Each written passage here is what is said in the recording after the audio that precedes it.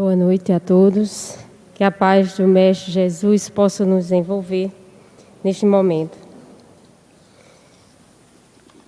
Hoje nós vamos refletir sobre um tema bastante difícil de ser abordado, em especial para mim, porque eu gostaria que alguém estivesse aqui falando sobre este tema, superando as perdas. E é impossível viver e crescer sem a perda. Todos nós que estamos aqui na Terra experimentamos o processo de perda, as mais diversas. E a perda é uma das lições as mais difíceis da vida, um desafio para todos nós. E a pessoa que é apegada, e nós normalmente somos muito apegados às coisas, às pessoas, aos bens, é difícil aceitar as diversas perdas.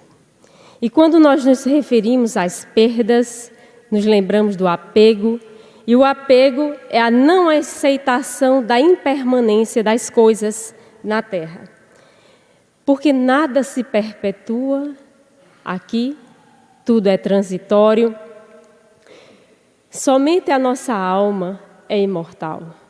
Os bens que adquirimos, os nossos conhecimentos, estes sim, nós levamos. A nossa parte material fica aqui, obviamente, e o que nós levamos são os bens espirituais, o que acumulamos na nossa alma. Então, o que realmente importa para nós? Por que nós invertemos as coisas? Porque nós invertemos os valores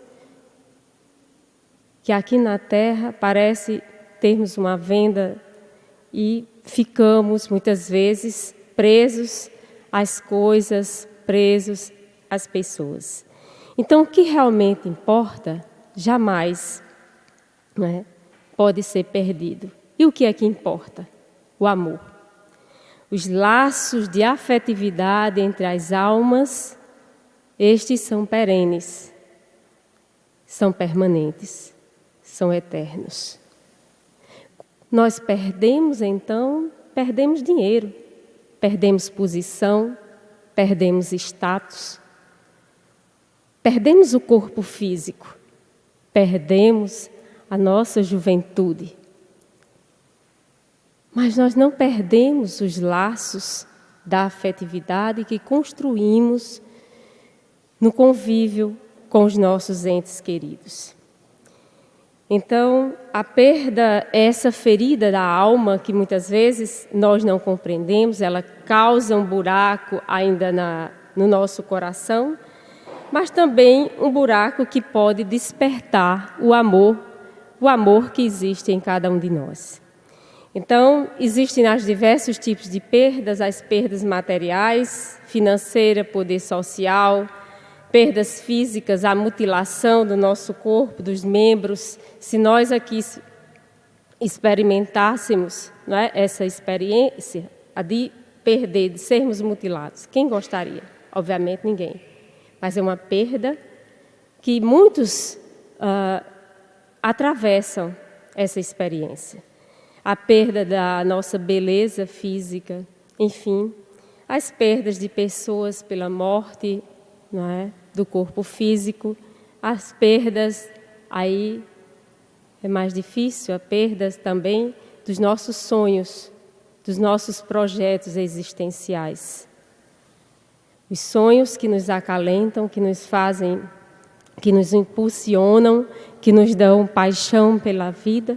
Quando nós perdemos o sentido existencial, aí sim. Quando nós perdemos o sentido, nós ficamos perdidos sem saber para onde ir. Então, qual o nosso objetivo aqui na Terra? Qual o nosso maior objetivo de um sonho que temos e não confundir sonho com ilusão?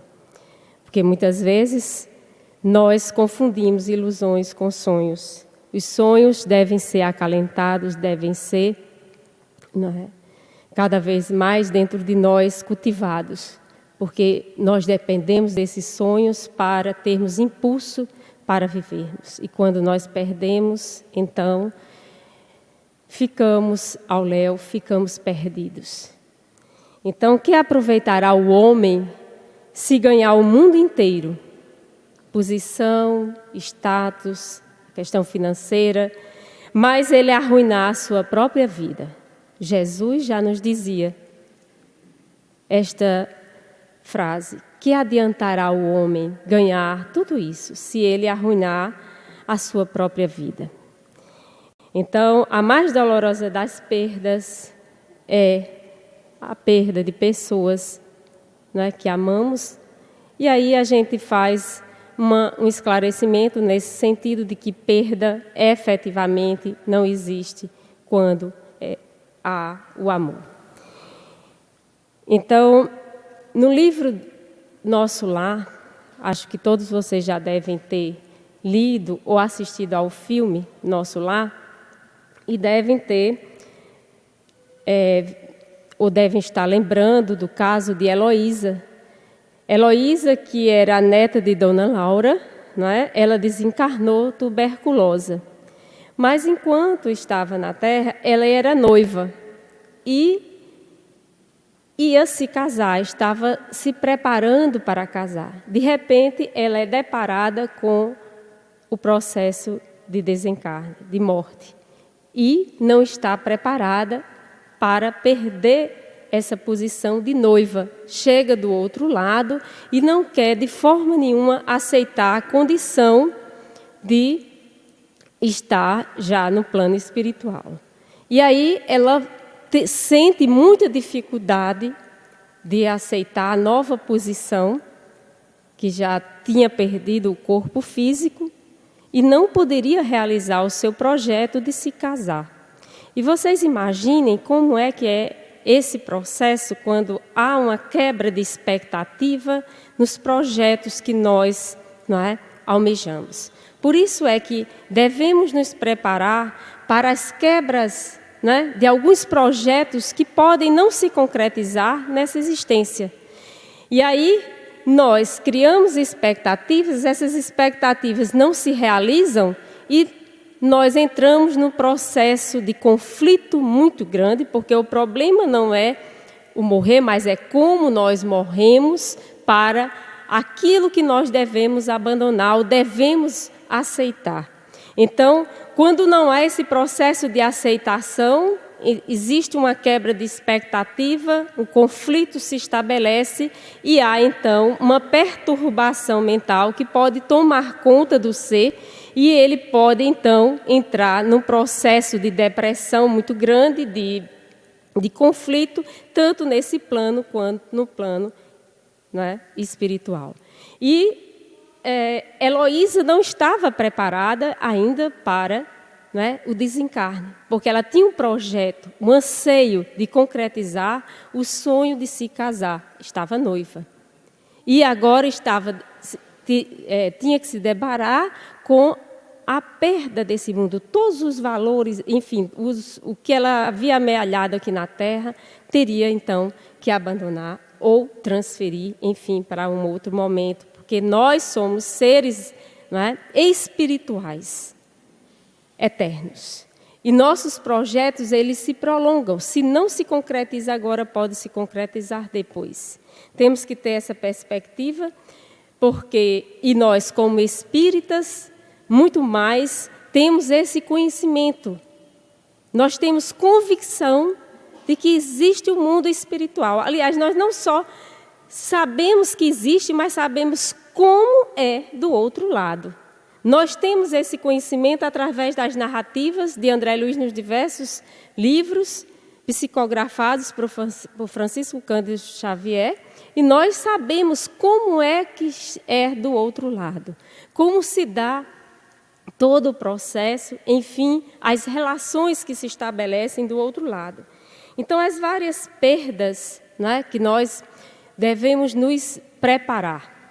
E André Luiz, né, todos vocês já devem conhecer, que foi um médico aqui na Terra, que foi muito apegado à posição dele de médico e também não soube utilizar bem o corpo físico. Acabou desgastando antes do tempo. E ele é considerado, do outro lado, um suicida. Então, ele perde a condição de médico, chega no plano espiritual, obviamente, perturbado, e ele vai ter que, aos poucos, do outro lado, se adaptar a uma nova realidade, porque ele era casado, tinha filhos aqui, era médico, enfim, ele tinha toda uma posição, não é? Era casado, tinha filhos e chega do outro lado, ele tem que redimensionar, ressignificar esta posição. E aí ele vai ter que enfrentar, e um dos momentos que nós colocamos aqui da obra Nosso Lar, que nós vamos ler aqui para que vocês possam relembrar, quando ele, né, é concedido a ele a oportunidade de voltar ao lar para estar ali com a esposa, né, ou a ex-esposa. Que ele vai, né, desencarna depois de trabalhar um bom tempo no plano espiritual e ter a oportunidade de regressar à sua casa, como é que ele se sente? E está lá na obra que nós transcrevemos aqui para que possamos então comentar um pouco. Ébrio de felicidade, avancei para o interior. Tudo, porém, denotava diferenças enormes. Ele foi concedido a oportunidade, ele via que estava algo diferente na casa, e aí ele, então, há uma descrição, né, dele. Onde estariam os velhos móveis de Jacarandá? E o grande retrato, onde? Com a esposa e os filhinhos. Formávamos gracioso grupo. Alguma coisa me oprimia ansiosamente. O que teria acontecido? Comecei a cambalear de emoção. E aí, veja que ele já começa a perceber que há algo diferente na mobília, no retrato, quer dizer, não existia mais o retrato dele com a esposa e os filhos. E ele, então, começa a perceber uma diferença no ambiente, né, da sua residência. Até que ele se depara, então, quem seria aquele que estaria com sua esposa? Quem seria aquele doutor Ernesto? Perdia-me no mar de indagações quando ouvi minha esposa suplicar ansiosa. Mas, doutor, salve-o, por caridade. Peço-lhe, não suportaria uma segunda viuvez. Um corisco não me fulminaria com tamanha violência. Ele, então, teria que se deparar com uma nova posição. Estava agora a esposa, né, casada novamente. E tentando, naquele momento, salvar a vida do seu novo esposo. E aí, um corisco não me fulminaria, quer dizer, ele sente aquela dor, não é, de perda, e outro homem se apossara do meu lar. A esposa me esquecera, a casa não mais me pertencia. Veja bem, a casa não pertence, os lugares que ocupamos não nos pertencem.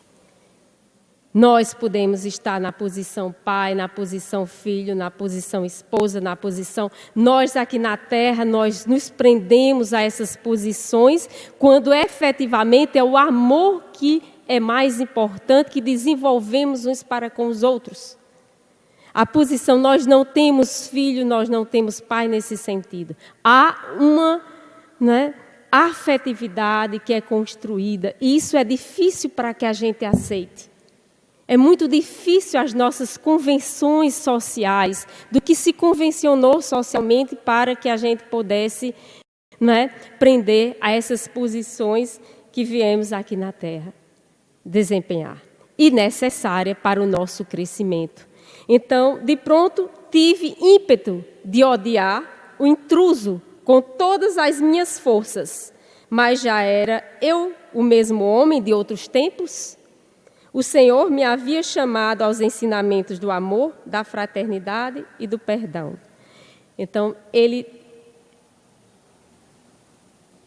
observa aquela cena da própria esposa, né, ou ex-esposa, agora, não é, cuidando com os cuidados para com o novo esposo. E ele, então, sente essa, não é, separação. Agora sim, ele percebe os laços que unem a sua esposa, a sua ex-esposa, ao novo homem que ali estava. Então, ele, neste momento, e se vocês aqui devem ter assistido ao filme e devem ter percebido, nesse momento, ele cria uma onda mental, né? Forma-se uma onda mental negativa e ele é recambiado novamente para umbral, quer dizer, para uma outra zona vibratória, porque ele entra no processo de ciúmes, não aceitação daquela perda, quer dizer, da perda de posição, não é a perda do afeto. Veja bem, nós temos que redimensionar. E quando ele começou a refletir, né, a rogar, a orar, a entrar numa outra dimensão, ele então roga ao Senhor e diz: energias necessárias para manter a compreensão imprescindível, e passei a interpretar os cônjuges como se fossem meus irmãos. Então, nessa posição em que ele começa a refletir que ali eram irmãos que estavam necessitados de ajuda, qual o procedimento de André Luiz? Como ele superar os ciúmes, como ele superar uma posição que ele já não mais ocupava, não é? E nós, muitas vezes, nós nos apegamos a cargos, né? Coordenadoria, e a gente fica apegado ali a ser coordenador ou coordenadora de uma coisa, ou ser pai, ser mãe. E isso é difícil. São as convenções sociais. E que nós ficamos apegados a essas convenções. E André Luiz teve que passar por essa experiência de desapego da posição de esposo para agora a posição de irmão.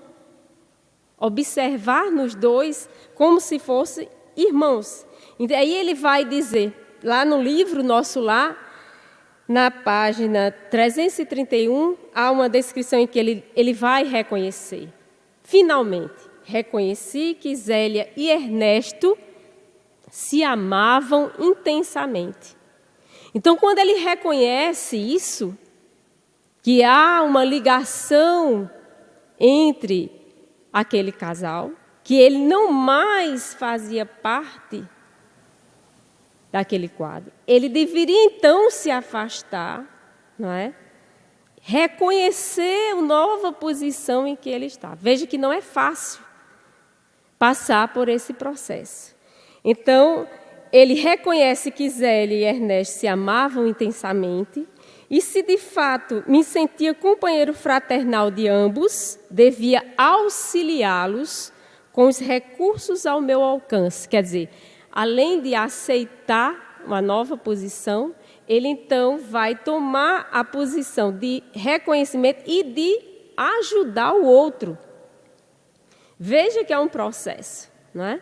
Ele negou inicialmente, depois ele reconheceu, não é, a situação e foi para uma outra posição que ajudar ao outro. Veja que é difícil, mas ele conseguiu. Então, nesse momento, quando ele, na descrição do livro, quer dizer, na narrativa, não é? Quando ele diz, reconheci que eles se amavam, Ernesto e Zélia. Então, neste momento, ele sai de cena e reconhece que não mais pertence ali como esposo. Fazer essa reflexão, entendimento, compreensão e ação é muito difícil para o espírito. Porque, veja, não é o fato de ter desencarnado que vai mudar de uma hora para outra nossas concepções, os nossos apegos, não é? As mais diversas relações que estabelecemos uns com os outros. E isso é preciso, então, um trabalho demorado. E André Luiz passou por isso, passou por essa experiência. E aí, a maior das perdas, não é? Que ele teve, claro, que reconhecer a primeira posição dele, porque ele não era mais médico, ele foi trabalhar como faxineiro, não é? No hospital. Saiu da posição de médico para de faxineiro. E saiu da posição, não é? Pai, esposo, para agora irmão. Veja que não é perda, é mudança, transformação. Há uma destruição, ressignificação para assumir uma outra posição. Nós não entendemos, nossa mente fica confusa aqui na Terra. Mas nós estamos redimensionando o conceito de família. O que é família? Nessa constituição do que nós consideramos. Os verdadeiros laços espirituais de afetividade, esses não devem ser extinguidos. Pelo contrário, eles devem ser cada vez mais, não é, apertados. Mesmo que não estejamos ali lado a lado com o outro. Mesmo que não estejamos convivendo todos os dias. Porque um dia nós vamos, o quê? Passar por outro lado. Nós vamos ter que fazer uma mudança de colônia espiritual, de plano. Estamos no plano terrestre, vamos para outro plano. Estamos preparados? É um processo de perda. Uma perda do corpo físico. E aí, vamos suportar todas essas perdas como? O desapego. Jesus já falava sobre o desapego quando, numa passagem, ele diz: quem é minha mãe? E quem são meus irmãos? E olhando aqueles que estavam sentados ao seu redor, eis, minha mãe e meus irmãos, porque todo aquele que faz a vontade de Deus é meu irmão, minha irmã e minha mãe. Aparentemente é um paradoxo. Jesus afirmar isso, como ele dizer, quem é minha mãe, quem é meu irmão. Olha só, imagine. Jesus afirmar isso seria um paradoxo, seria um contrassenso, fora da moral, ele abandonar pai e mãe. Será que era isso que ele quis dizer? Obviamente que não. Essas palavras de Jesus não devem ser interpretadas nesse sentido. Elas são interpretadas no sentido de desapego às posições. Jesus estava numa outra dimensão em que, para ele, a família era universal. Ele já tinha ressignificado todas essas convenções humanas sociais. Estava num outro estágio muito mais elevado de compreensão. Veja, naquela época, ele dizer quem é minha mãe, quem é meu irmão, seria, obviamente, uma blasfêmia, aparentemente. Mas ele exatamente mostra, não é, aqui o desapego das posições, das convenções sociais. Isto não quer dizer, obviamente, que nós não tenhamos toda a afetividade, todo o amor que desenvolvemos uns para com os outros em relação aos nossos familiares. E nós sabemos disso. Agora, as reações diante da perda são as mais diversas. Não é? Primeiro, de negação. Segundo, de raiva, barganha. Vem a depressão e, por fim, a aceitação. Nós passamos, então, por 5 estágios. Negação, raiva, barganha, depressão e aceitação. Às vezes, nós pulamos, dependendo da compreensão do processo. Às vezes a gente não fica com raiva, às vezes a gente não fica, né, não quer barganhar com Deus. Bom, mesmo a gente sabendo de tudo isso, nós espíritas, nós ainda não estamos tão preparados para nos despedirmos dos nossos entes queridos. Talvez a gente, no primeiro momento, queira negar, não é? Ter raiva de Deus. Já não existe mais isso. Para nós espíritas, ou pelo menos, a compreensão deve ser outra.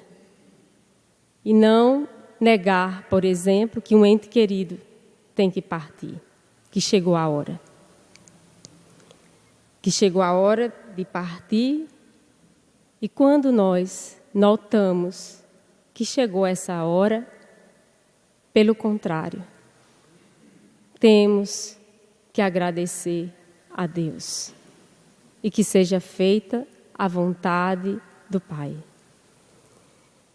Todos nós já experimentamos aqui perdas de entes queridos através da mudança de plano, quer seja de um filho, quer seja de um esposo, de um avô, de uma avó, de um pai, de uma mãe.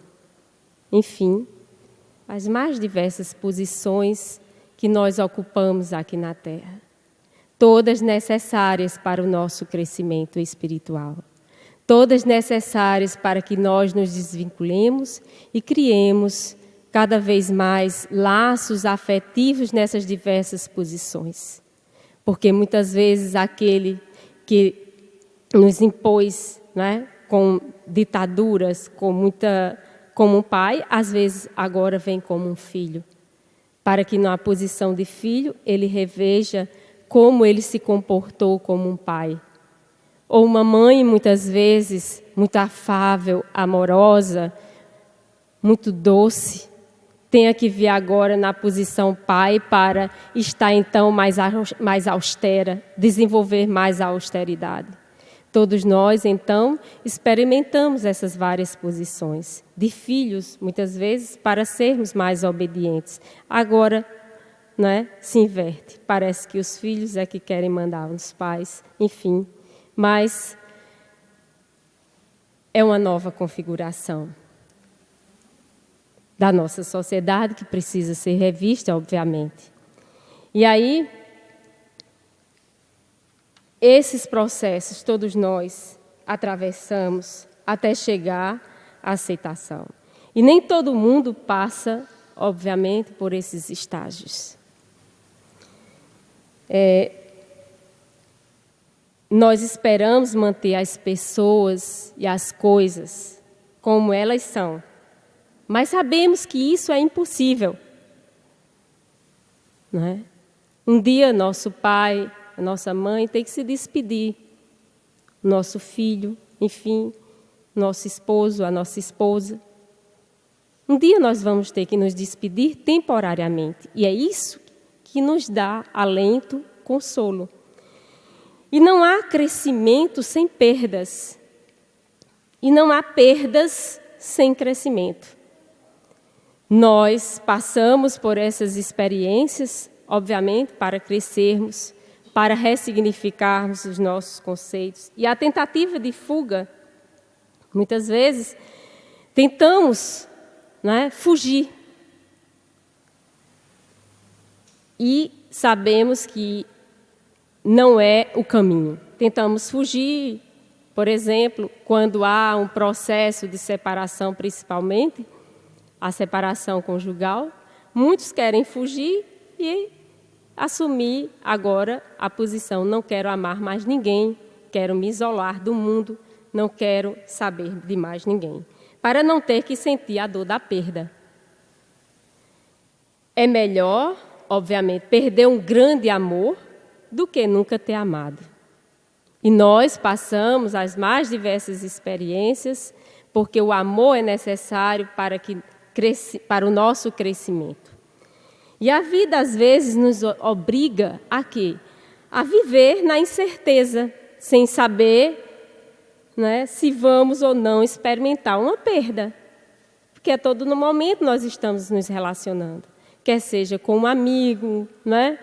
Enfim, com uma amiga, com as mais diversas relações afetivas que estabelecemos, de amizade, de fraternidade. E todas essas relações são necessárias para que possamos, então, aproveitar essas experiências para o nosso crescimento.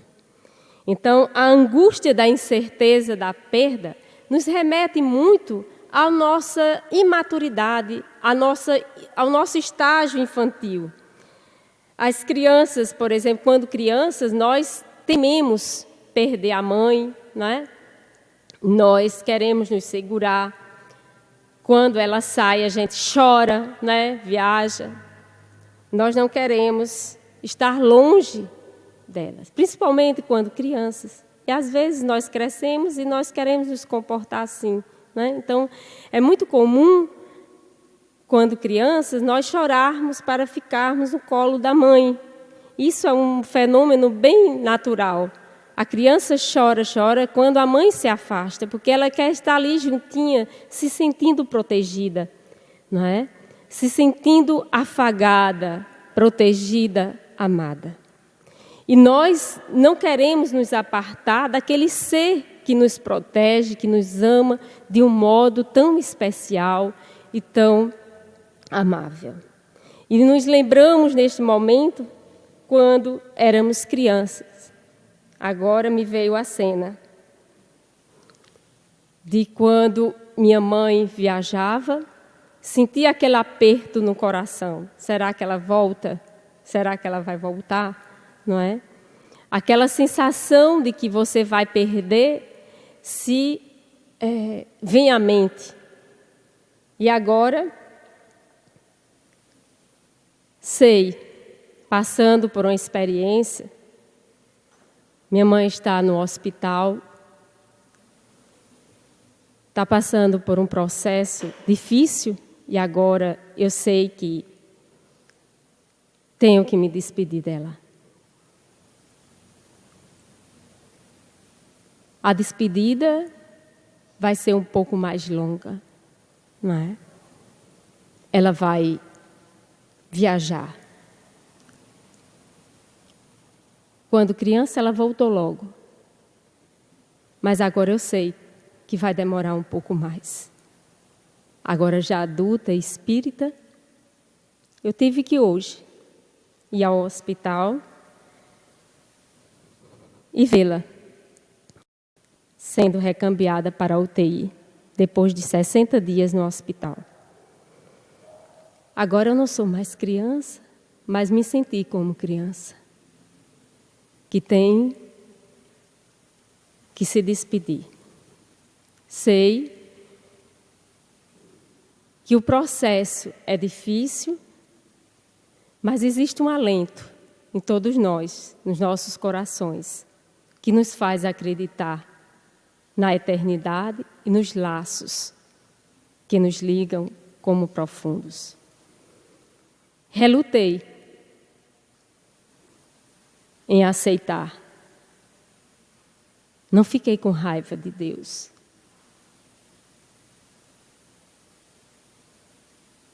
Estou tentando aceitar, que não é fácil ainda. Mas, hoje no hospital, olhando o quadro, percebi que a energia já estava se esvaindo, porque tentei aplicar um passe. Agora, não era eu que seria cuidada, mas eu que dava agora, estava dando aos cuidados. E tive a oportunidade de passar 60 dias, quase todos os dias, alimentando, indo lá visitá-la. Foi dada a moratória por 60 dias e eu agradeço aos espíritos. Mas sei que essa moratória não poderia ser por um longo tempo. Ela deve viajar.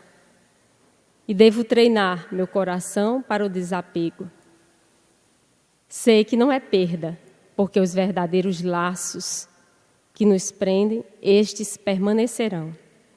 E hoje, ao estender as mãos, senti a presença dos amigos espirituais. Involuntariamente, minhas mãos foram tentando reanimar o coração que estava muito frágil. E senti nesse momento uma energia muito grande de espíritos que se aproximavam. E me dava ali a oportunidade de ser instrumento para, nesse momento, ela reerguer o olhar, toda entubada, levantar a cabeça e, com os olhos lacrimejando, segurar minha mão, e ali eu sabia que estávamos nos despedindo. Que ela vai fazer uma viagem e ela vai demorar. Ela vai demorar mais um pouco, mas ela vai voltar. Ela vai voltar, eu sei que vai voltar, ou nós vamos nos reencontrar lá, do outro lado. E a angústia do coração passa quando nós temos essa certeza. E ali, quando ela apertou a mão, eu sentia que os espíritos tinham dado uma bombeada no coração dela e preparando.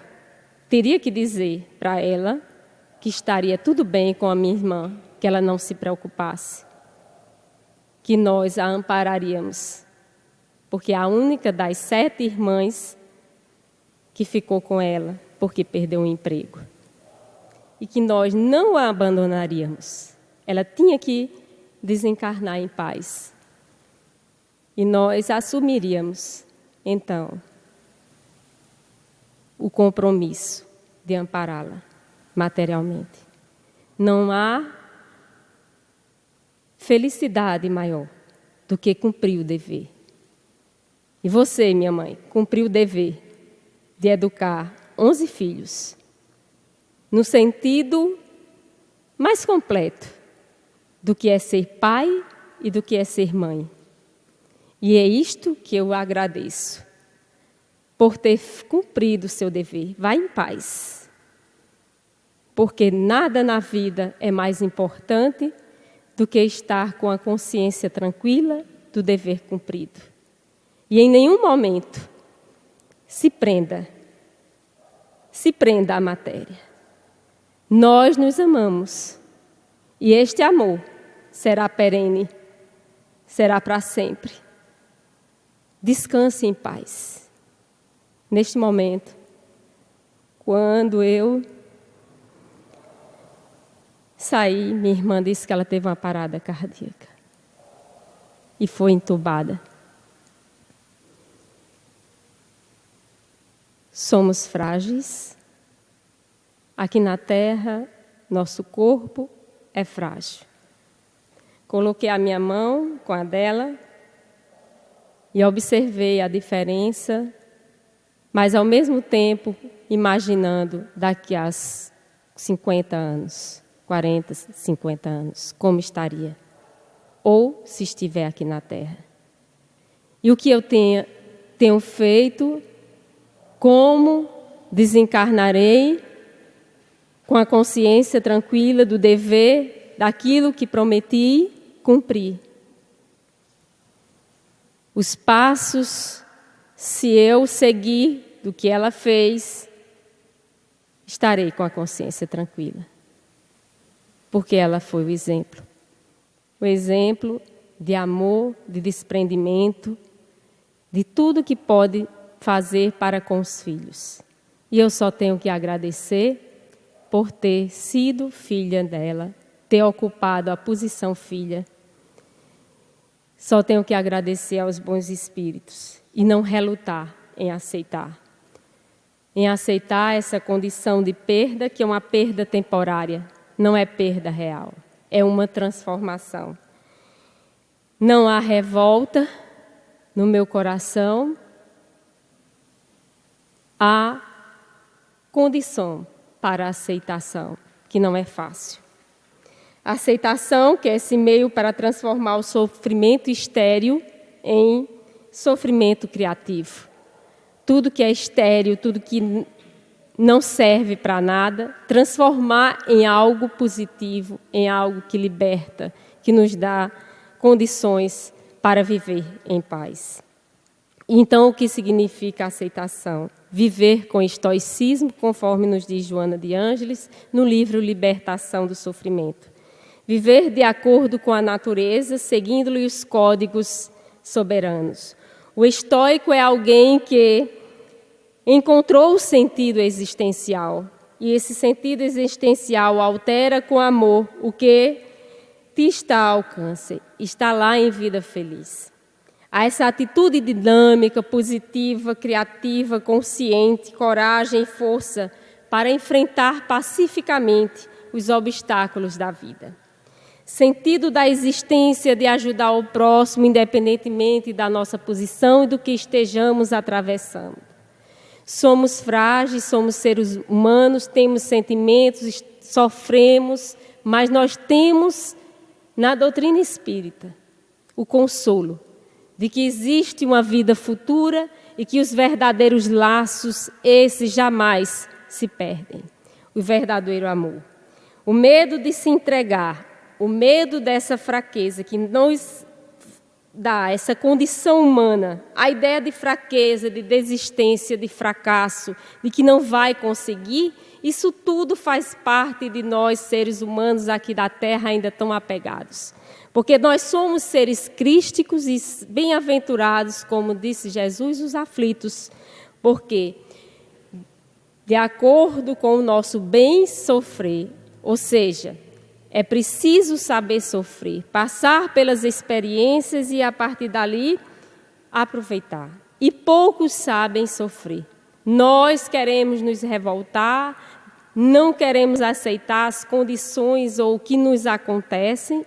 E isso, muitas vezes, nos faz seres rebeldes, sem causa, sem aceitar.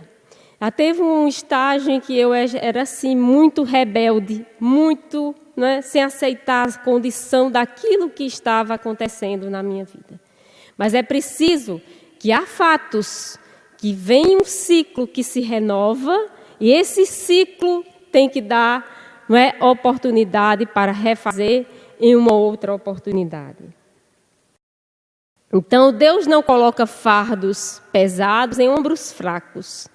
Todos nós temos exatamente a carga que nós suportamos, ou iremos suportar para levar adiante.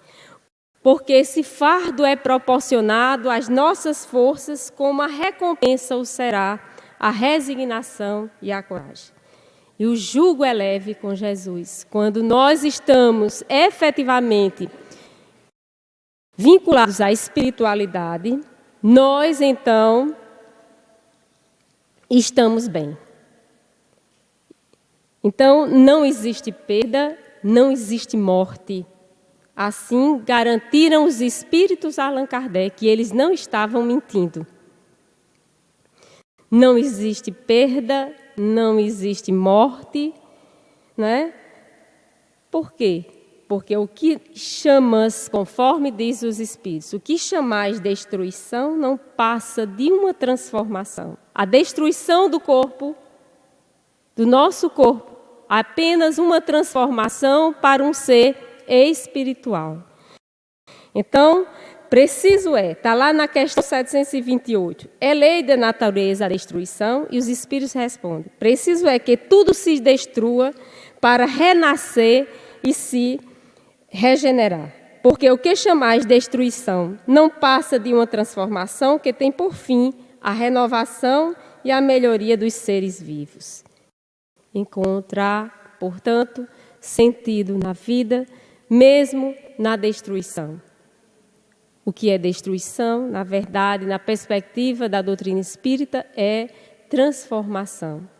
E a transformação exige esforço, exige aceitação. E quando nós conhecemos esse processo, fica mais fácil a aceitação. Não é que sejamos espíritos completamente desprendidos, que de repente está tudo bem. Não. Nós passamos por lutos, isso dói profundamente na nossa alma. Mas nós temos uma compreensão diferente dos processos de perda. E para encerrarmos a nossa reflexão na noite, nós gostaríamos de terminar com algumas palavras que nós escrevemos tempos atrás sobre esse tema, perda. A dor da perda te paralisa os movimentos e a mente não quer aceitar os inevitáveis fatos. E os teus atos desatam nas asas da imaginação, que sem ação denotam tua frágil condição. Os momentos passageiros foram tão estrangeiros, porque não viveste intensamente ao lado da alma amada, que partiu tão rápida como um relâmpago e apagou a luz que não mais conduz contigo. Amigo, olhar contigo e distante, não te esgane. O engano é presa dos anos não sentidos, destruídos pelos teus ídolos idos de fantasia. E na tua afasia desistias da tua alegria. Foste o artífice do ofício que não oficializaste. E com artifício foi difícil viver a sonhada plenitude de uma completude que não lutaste, como a arte de artefato nos teus mínimos fatos. Lágrimas derramaste da haste que não alcançaste, e sem lastro, a luz do teu astro interior deteriorou, e no estertor percorreste o deserto do teu eu, e do teu céu esquecido não encontraste a fé. Venha, alma cansada. Buscas o consolo do teu solo árido, e da tua aura tira a couraça da tua amargura. E da secura dos teus sentimentos torna segura a tua cura. Lava as larvas com a água da esperança para um novo tempo de bonança, que é a transformação. Que Jesus nos ampare, que assim seja.